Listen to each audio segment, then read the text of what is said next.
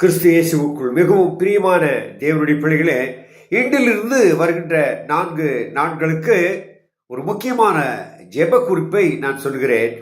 அதாவது அழைப்பை அறியாத போதகர்களின் தவறுகள். தங்களுடைய அழைப்பை அறியாமலே ஆர்வ கோளாரத்திலே ஊழியம் செய்வேன் என்று சொல்லி வேதாகமத்தை எடுத்துக்கொண்டு அதுவும் போதகராக, ஒரு சபையின் போதகராக நான் இருக்கிறேன் என்று சொல்லி இருக்கிற அந்த தேவ பிள்ளைகள், கிறிஸ்தவர் என்று அழைத்துக் கொள்வர்கள் செய்கின்ற தவறுகளால் இன்று கிறிஸ்துவ நாமம் தூஷிக்கப்பட்டு வருகிறது. உதாரணமாக நம் எல்லாருக்கும் தெரிந்த ஒரு வசனத்தை நான் வாசிக்கிறேன். யோவான் சுவிசேஷம் 8ஆம் அதிகாரம் 36ஆம் வசனம்.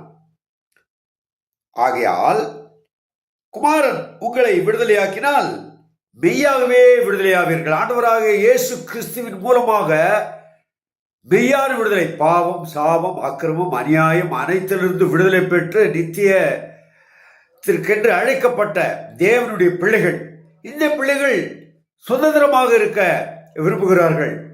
அதாவது பரிசுத்தத்திலும் நீதியிலும் உண்மையிலும் வளர திருச்சபைக்கு வருகிறார்கள்.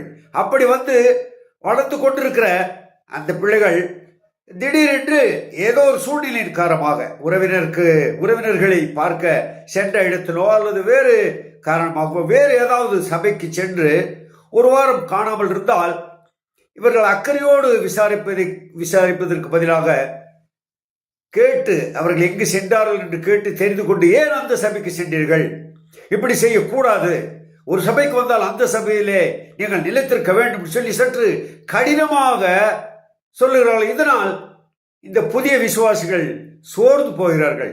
எத்தனையோ பிள்ளைகள் என்னிடத்தில் முறையிட்டதை நான் அறிந்திருக்கிறேன். ஒரு போதகன் எப்படி இருக்க வேண்டும் என்று அதே யோவான் சுவிசேஷம் 10ஆம் அதிகாரத்தில் ஆண்டவர் தாமே நமக்கு சொல்லிக் கொடுத்துட்டார். பாருங்க, நாம் உண்மையான ஊழியர்களாக இருந்தால் அவர்கள் எங்கு சென்றாலும் நம்முடைய பாதுகாப்பிலே, நம்முடைய அன்பிலே அவர்கள் இருப்பது உண்மையானால் நம்மை விட்டு போக மாட்டார்கள். நமது சபையை அவர்கள் நேசிப்பார்கள். இங்கே பாருங்கள், 10ஆம் அதிகாரம் 4-5.